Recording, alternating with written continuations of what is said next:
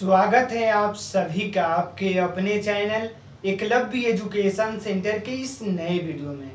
दोस्तों, आज के इस वीडियो में हम यह जानने का प्रयास करेंगे कि भिंडी की खेती करने का नया तकनीक क्या है, और इसके साथ यह भी जानने का प्रयास करेंगे कि भिंडी की खेती करने के लिए हम कौन सी हाइब्रिड वेराइटी का चयन करें जो हमें ज़्यादा से ज़्यादा लाभ देने में सफल हो सके।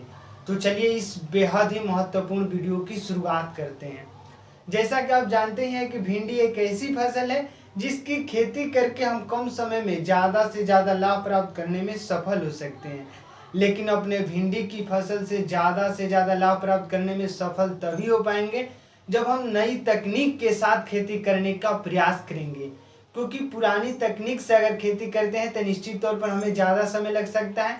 यानी भिंडी की फसल से हम 60 से 65 दिनों में सामान्य तौर पर लाभ प्राप्त करना शुरू कर देते हैं।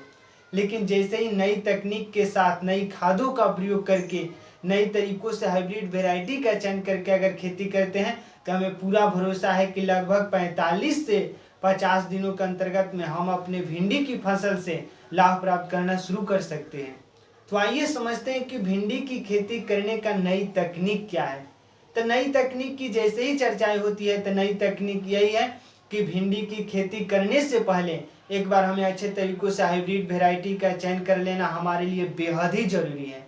और इसके साथ साथ यह भी ध्यान में रखना होगा कि जहाँ कहीं भी हम भिंडी की फसल को उगाने के बारे में सोच रहे हैं, एक बार उस मिट्टी की जांच कर लेना भी हमारे लिए बेहद ही आवश्यक है।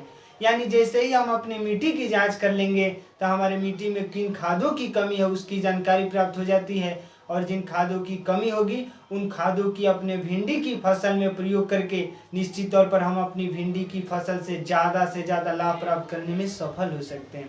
और यही तो नई तकनीक है। यानी सही तरीके से सही रणनीति के साथ सही समय पर अगर भिंडी की फसल को उगाते हैं तो निश्चित तौर पर हमें लाभ ही हो सकता है।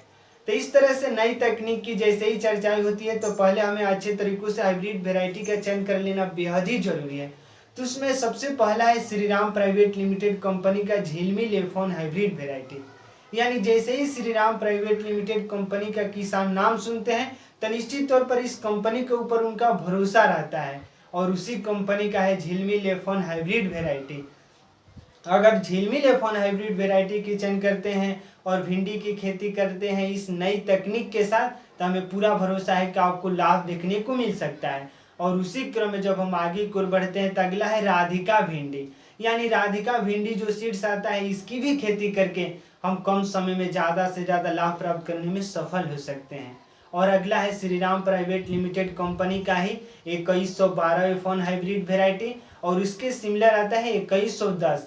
यानी 2112 और 2110 श्रीराम प्राइवेट लिमिटेड कंपनी का F1 हाइब्रिड वेराइटी है, जिसकी खेती करके महज 45 से 60 दिनों के अंतर्गत में हम लाभ प्राप्त करना शुरू कर देते हैं। यानी 45 दिन हम इसलिए करें कि 45 दिनों के बाद इसमें फूल लगने की संभावनाएं शुरू हो जाती है, और लगभग 50 से 55 दिन होते होते हम अपने भिंडी की फसल में फल को देखना भी शुरू कर देते हैं।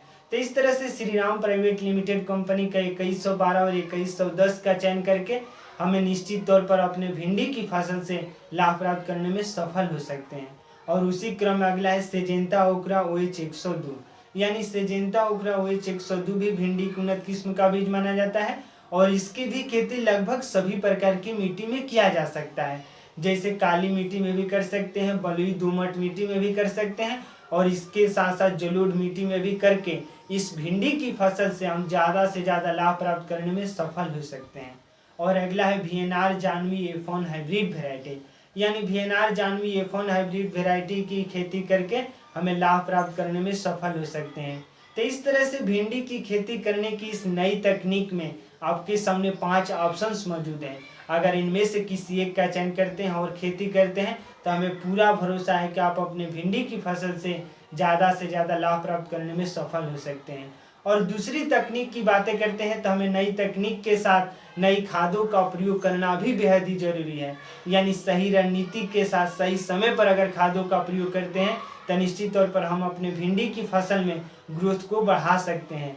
जैसे खाद की बातें करते हैं तो हमें सड़े हुए गोबर अगर खाद उपलब्ध हो जा रहा है तो लगभग 6 से 8 टन प्रति हेक्टेयर के हिसाब से अगर सड़े हुए गोबर का खाद प्रयोग करते हैं तो निश्चित तौर पर हम अपनी भिंडी की फसल से ग्रोथ को देख सकते हैं और इसके साथ साथ उसमें ज़्यादा से ज़्यादा फूल और फल बढ़ने की संभावनाएं भी बढ़ सकती हैं। तो इस तरह से सड़े हुए गोबर का खाद प्रयोग करना है। और जब खाद की बातें करते हैं तो नाइट्रोजन, फास्फोरस, पोटास और जिंक, जाइम जैसे तमाम तरह के खाद जो मौजूद हैं उनकी सही मात्रा में, सही रणनीति के साथ, सही समय पर अगर प्रयोग करते हैं तो हमें विश्वास है कि आप अपने भिंडी की फसल में ज़्यादा से ज़्यादा फूल और फल को देख सकते हैं। तो आज के इस बेहद ही महत्वपूर्ण वीडियो में समझें कि भिंडी की खेती करने का नया तकनीक क्या है। तो आज के इस बेहद ही महत्वपूर्ण वीडियो में बस इतना ही।